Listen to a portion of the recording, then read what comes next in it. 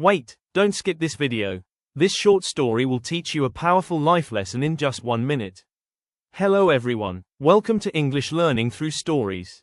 Today's story is about two kittens, Blacky and Goldy. In a faraway land, a mother cat lived with her kittens, Blacky and Goldy. One day, Mother Cat said, "Go to the river and catch some fish for dinner."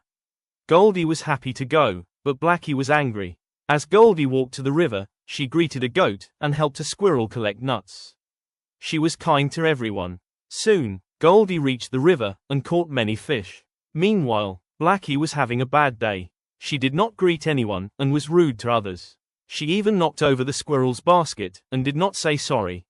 When she reached the river, she could not catch any fish. In the evening, both kittens returned home. Mother Cat was happy to see Goldy's basket full, but sad to see Blacky's empty basket.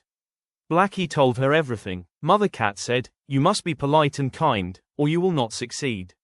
Blacky understood her mistake and promised to be good. From that day on, she changed her behavior.